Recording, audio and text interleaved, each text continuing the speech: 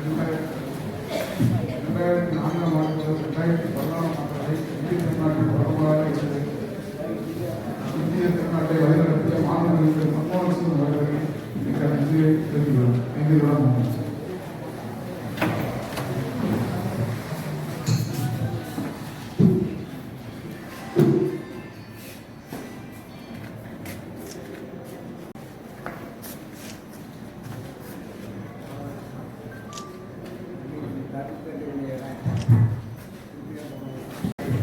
December மாதத்தில் மழை வந்தோம். மழை சீசன் நம்மளுக்குள்ள பருவமழை தமிழ் முதலமைச்சர் உத்தரவிட்டாங்க. பல்வேறு நடவடிக்கைகள் இருக்குது. எங்கெல்லாம் அந்த ஸ்டோம் ட்ரைனேஜ் வடிகால் இருக்கும், மழைநீர் வடிகால் கட்டணமோ அந்த கோயிலெலாம் தொந்தரவு இல்லை.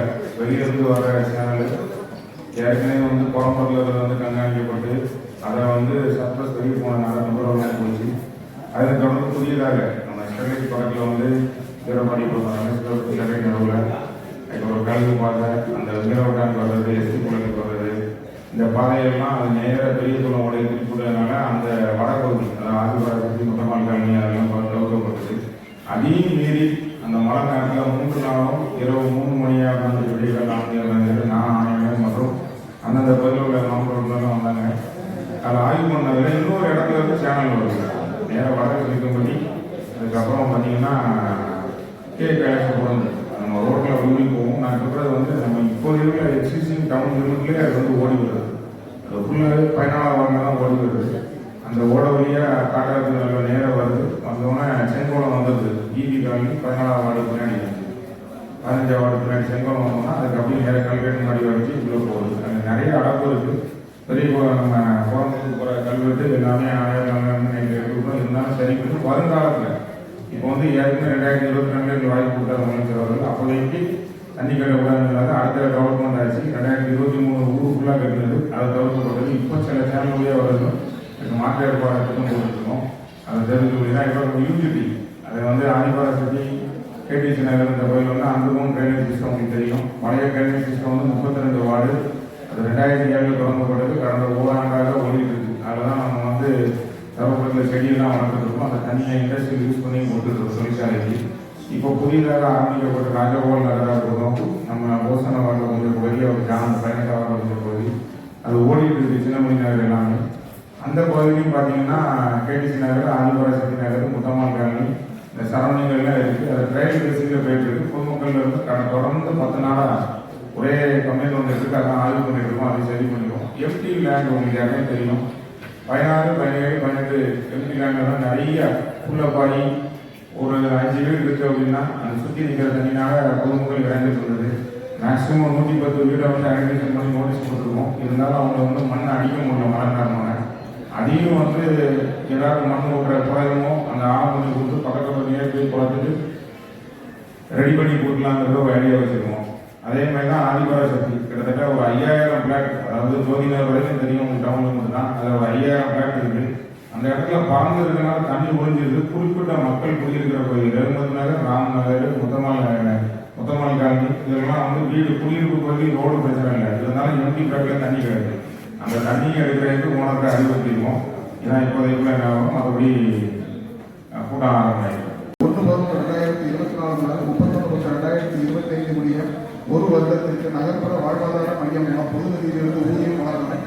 அதற்கான உத்தேச செலவு ரூபாய் 4,80,000 மாமன்ற அறிவிக்கப்பட்ட நகர அளவு வார்டு 8 பிளாக் ஏர் 1 நகர அளவு 24 முக்கிய சாலையில் மாநகராட்சி இடத்தில் தீயப்படும் வாடகையில் அவசர வகையில் என்பது மருத்துவமனை இடத்தில் மாநகராட்சி அமைதிப்படுகிறது. தீர்மானமே மாநகராட்சி செயல்படுத்தப்படும் பொது திட்டம்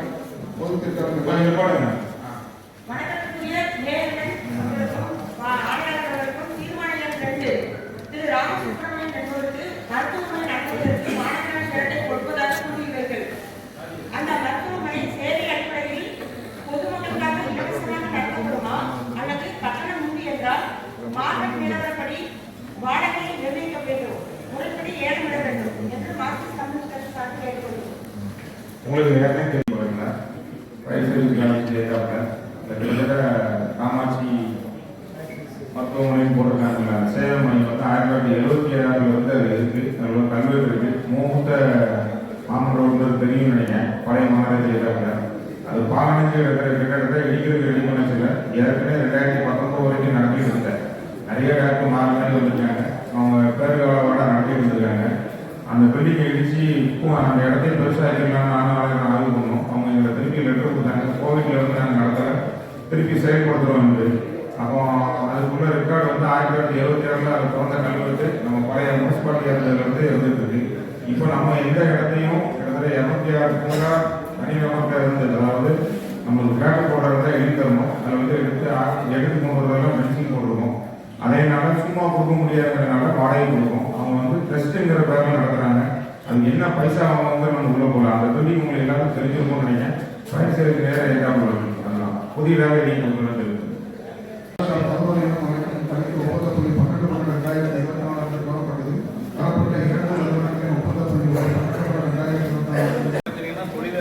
நிறுவனங்கள்லாம் ரொம்ப ஏற்கனவே மழையில பாதிக்கப்பட்டிருக்காங்க, கொரோனா காலத்தில் பாதிக்கப்பட்டதுனால இந்த தீர்மானத்தை நீங்கள் மறுபரிசீலனை பண்ணணும், கட்டண உயர்வு கூடாதுன்னு சொல்லி நாங்கள் அதிமுக சார்பாக கட்டுக்க அதான் மொத்தம் வந்து இந்த ஷெட்யூல் ஆஃப் 2023 தமிழ்நாடு நகர்ப்புற உள்ளாட்சி அமைப்பு விதிப்படி இருக்கு.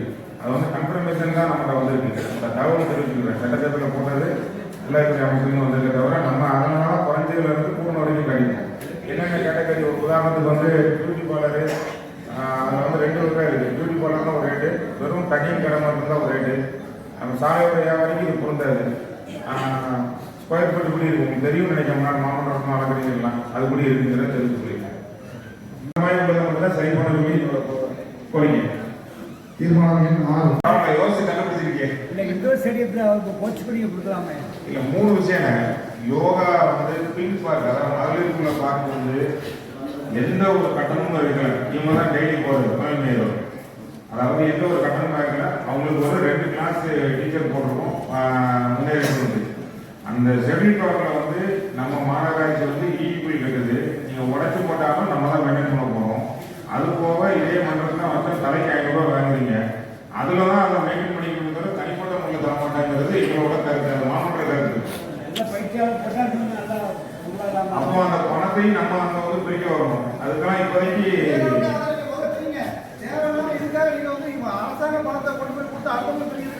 அடுத்தவங்க கொடுக்கல.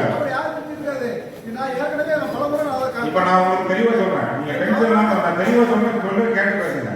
இப்ப வந்து 4 இடத்துல நடக்குது. 4 இடத்துல இருக்கு மாநகராட்சியில. அதுக்கு 500 ரூபாய் வாங்கணும். லேடிஸ்க்கு வந்து 300 ரூபாய், பிள்ளைங்களுக்கு ஃப்ரீ. அதான் பிள்ளைங்கலாம் குழந்தைங்க 12 வயசு 14 வயசு வரைக்கும். அதில் உள்ள ட்ரைனருக்கு மட்டும்தான் ரூபாய் வாங்கி நடந்துன்னு போட்டிருக்கோம். நம்ம கரண்ட் பில் நம்ம கட்டுறோம், நம்ம மாநகராட்சி கட்டுது. அதோட கிளீனிங்கு மற்ற ஆக்டிவிட்டி எல்லாம் மெயின்டைன்ஸ் வந்து நம்ம பண்றோம். இதுல வந்து நீங்க சம்பளத்துக்கு ஆள் போடணும் அப்படின்னா வரவங்களை வந்து பில் கலெக்டர் வச்சு பார்த்து தான் நடவடிக்கை எடுக்கணும்.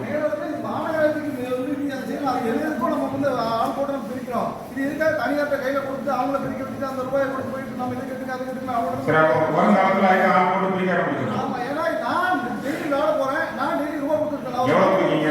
நான் எவ்வளவு கொடுக்குறது அந்த பிரிக்கிறவங்கிட்ட கேட்க தரையை போடாங்க. மாநகராட்சி நீங்க தரலாம். மாநகராட்சியில இருந்து அதை அப்புறம் அலோவ் பண்ணிருக்கீங்க. மாநகராட்சி கட்டிருக்கு, முறைப்படியா மாநகராட்சி என்ன செஞ்சிருக்கணும், நம்ம ஆளை போட்டு பிரிச்சு நம்ம கரண்ட் ரன் பண்ணிருக்கோம். யாரோ 3வது நபர்கள்ட்ட கொடுத்துட்டு அவங்க பிரிக்க. அவர் சொன்ன மாதிரி அந்த ட்ரெயினர், அதாவது நம்ம வந்து மாவட்ட விளையாட்டு அலுவலகத்தை தொடர்பு கொண்டு அவங்க எங்கிட்ட கொடுத்துருந்தாங்க. எங்கிட்ட நாங்கள் நடத்திக்கிறோம் கூட அவங்க அரசாங்கமா எங்கிட்ட கொடுத்தாங்க. தனிநபர்கள் நடத்துறாங்க. இதோட வருமானம் மாநகராட்சிக்கு பெரிய இழப்பு. இதை கரெக்டா மாநகராட்சி ஃபாலோ பண்ணா அந்த இடத்துல பூரா தண்ணி அடிச்சுட்டு குடிச்சிட்டு பாட்டில் பாட்டிலா கிடக்கு. அதை கிளீன் பண்ண கூட எழுத்தால பாத்தீங்கன்னா மாநகராட்சியோட குப்பை கிடங்கு இருக்கு. கிளீன் பண்ற கூட ஆள் இல்ல. அப்புறம் என்ன எந்த என்ன அடிப்படையில் பல நாள் பாத்திமா நகர் அந்த சரி அந்த புதுக்கோட்டை எழுத்தாப்ப அங்க நாடுங்களா நீங்க? நான் எல்லா பக்கம் போவோமா? குறிக்கிற பகுதிங்க தொட்டி கட்டிருக்காங்க. தொட்டி நல்லா டெய்லி ஆட்கள் குடிக்காங்க வைக்காங்க. அதுக்கு ஒரு கேட்டு கூட இல்லை. அதை முறைப்படியா பராமரிக்கணுமா வேண்டாமா? நான் அந்த ஒரு இது மாநகராட்சி கோட்டை மட்டும் சொல்லல, எல்லா கோட்டையும் மேல கவனத்தில் எடுத்துக்கிட்டு மாநகராட்சி இந்த ஒரு கோட்டை இல்லை, யாருக்கு எதுவும் கொடுக்கணும் தேவையில்லை. யாரும் தனிப்பட்ட முறையில் எதுவும் நடக்கும் மாநகராட்சி சொன்னா புரிஞ்சுக்கணும். யாருக்கும் தனிப்பட்ட முறையில் எந்த கடை கொடுத்தாலும் அதுக்கு எப்படி பிளாட் வாடகை வாங்கி தான் கொடுத்துட்டு இருக்கோம். இதை வந்து 1 மாசம் நம்மளோட அந்த ஏரியா பில்டருக்கு செக் பண்ணிட்டு எவ்வளவு வருதோ ரசீது போட ஆரம்பிச்சிடலாம். ட்ரெயினர் நம்ம போட்டுக்கலாம். நன்றி. நல்ல 100வது ஆண்டு பிறந்த நாளை முன்னிட்டு அவருக்கு இந்த மாசம் சார்பாக வாழ்க்கையும் பாராட்டி தெரிவித்துக் கொள்கிறேன். மழை வெள்ளம் வந்து 5 நாளுக்கு அப்புறம் தான் 35வது வார்டில் வந்து மோட்டர் வச்சாங்க. மோட்டர் ஒரு நாளுக்குள்ள ஆப்ரேட் பண்ணுறதுக்கு அது கனெக்ட் நீங்க பர்டிகுலர் பிளேஸ் சொல்லிருங்க. நான் வந்து எந்தெந்த இடத்துல தண்ணி கிடைச்சி எத்தனை நாள்ல எக்ஸ்பிளைன் பண்றோம். எக்ஸ்பிளைன் பண்ணுங்க. எனக்கு 10 எக்ஸ்பிளேஷனோட ஏன் வார்டு எக்ஸ்பிளேஷன் நீங்க தயவு செய்து அத நீங்க பாயிண்ட் எந்த ஏரியா சொல்லுங்க. உங்க ஏரியா கடைசி நகரா? கணேஷ் நகர்ல கடைசி என்ஜிஓ காலனில சரி. ராமராஜ் நகர்ல என்ன இந்த ரெண்டு இடத்துலயும் 5 நாள் கழிச்சு தான் அவங்க வந்து மோட்டரை வைக்கிறாங்க. என்னன்னு கேட்டா மோட்டர் இருக்காங்க, மேற்கு மண்டலம் இருக்காங்க, கிழக்கு மண்டலம் இருக்காங்க. மேற்கு மண்டலம் ஏசியில பேசிட்டேன், எஸ்ஓட்ட பேசிட்டேன், தெற்கு உள்ள எஸ்ஓட்ட பேசியாச்சு. முடிவு ஆயிடுச்சுன்னா எல்லாருக்கும் சொன்னா இந்த வருது அந்த வருதுனாங்க. மோட்டர் கொண்டு வச்சு ஒரு நாள் ஓட்டுனாங்க. இப்போ மோட்டர் ஓட்ட மாட்டேங்காங்க. தண்ணி குறையவே இல்லை. இன்னைக்கு முட்டவும் தண்ணி கிடக்கு. பாதாள சாக்கடையில இருந்து தண்ணி அப்படி வந்து வெளியே வந்துட்டு இருக்கு. தடுக்கிறதுக்கு நம்ம நடவடிக்கை எடுக்கிறதுக்கு நம்ம வரி வாங்குறோம். மக்களுக்கு அடிப்படை வசதிகளை செஞ்சு கொடுக்க வேண்டிய கடமை நமக்கு இருக்கு. இந்த கடமையில இருந்து இந்த மாமன்றம் தவறுங்கிறத நான் இந்த மாமன்றத்தை மாமன்ற கிராமத்துக்கு 34 டிராக்டர்ல போச்சுல இந்த இடத்துல தண்ணி கிடையாது. கணேஷ் நகருக்கு வந்து வடிகாலே வந்து இல்லாம வந்து கட்டம் வந்து இப்படி இருந்தது. அதாவது ஒரு ஏத்த இறக்கமா இருக்கும். நம்மளோட பிஎஸ் சென்டருக்கு பள்ளமா இருந்தது. போன வருஷம் ரொம்ப போராடி தான் லைனை கொண்டு போனோம்.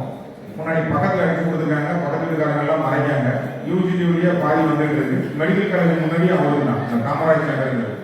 அதுலேயும் பார்த்தீங்கன்னா தண்ணி கொண்டு போக வழி கிடையாது. ஏற்கனவே அதுல இருந்து திருவிழா நகருக்கு அவருக்கு போயிடும். மாமன்ற ஒரு அம்பத்தூர் அதுல இருந்து நேர போனீங்கன்னா கோரமங்கலத்தோட பேக் ஓட்டுறது இருக்கு. நம்ம ஒரு 150 ஏக்கர் அரசாங்கம் தொழில்துறை குழந்தை இருக்கு. அந்த இடத்துக்குள்ளேயே ஒரு ட்ரெயின் கொண்டு போக ரெடி பண்ணிருக்கோம். ஏற்கனவே பயனுள்ள டிஸ்போஸ் போதில் கொண்டு போக ரெடி பண்ணிருக்கோம். கணேசன் வந்து இந்த ஆடை எங்களால் வந்து முடிக்க முடியல. ஏன்னா ஒரு இடத்துல கிராஸாக வந்துருக்கு. மெடிக்கல் காலேஜ் உள்ளே கிராஸாக வந்துருக்கு. ஆனால் தான் போஸ்ட்மார்ட்டம் முடிய வெளியே எடுக்க முடியுது. ஆனால் வருங்காலத்தில் இப்போ சிசி காலனி வந்து இது வரைக்கும் ஒன்றுமே செய்ய முடியாது. எல்லாரும் போட்டு போயிட்டாங்க. நானே கட்டி விட்டுருக்கோம். கவுஞ்சி போன தண்ணியும் அதுதான் அதில் போயிட்டு தொந்தரவு முடிஞ்சிட்டு அடுத்த மழையில உங்களுக்கு தண்ணி இருக்காது. மோட்டர் தான் இருக்கு. இப்போ நான் என்ன சொல்லிடுறேன், உங்க மோட்டரை ஏன் ஓட முடியல அப்படிங்கிற விதத்தில் மோட்டர் கூட வச்சாச்சு. புது மோட்டர் நம்ம சொந்தத்துக்கு வாங்கிட்டோம். உலகத்துறை அமைச்சர்கள் அனுப்பப்பட்ட மோட்டர் அதை கொண்டு வச்சு ஸ்டார்ட் பண்ணோம்னா இந்த பிஹெச் பக்கத்தில் உள்ள தெருவாரம் இருக்காம அவங்க மறைக்காம லைன் அடி ஒட்டிக்கும். எஸ்சிபை போட்டு அவ்வளோ தண்ணி போன திருவையில சர்ச்சை கொண்டு மறைச்சான். அதையும் தாண்டி இப்போ ரோட்டை கொண்டு விட்டுருக்கோம். இதுதான் லேட்டு. அந்த 2 ரோடு பில்டிங் அடி பக்கத்தில் ரயில்வே டிராக்ல கொண்டு போன விட்ட மாதிரியே விடல. இது என் வார்த்தை பக்கத்தில் தண்ணி எடுத்து அடுத்த எடுத்து செஞ்சு நம்ம ஹவுசிங் போர்ட் இடத்துல தான் விடுறோம். அதுக்கு மோட்டர் வாங்குறது தண்ணி. ஆனால் அதுக்கு கூட மோட்டர் ஆப்ரேட் பண்ணுறதுக்கு இந்த மாநகராட்சி தயங்குதுன்னா அதுக்கான காரணம் எனக்கு தெரியல. உங்களுக்கு நீங்களே இருந்து பார்த்துக்கலாம்.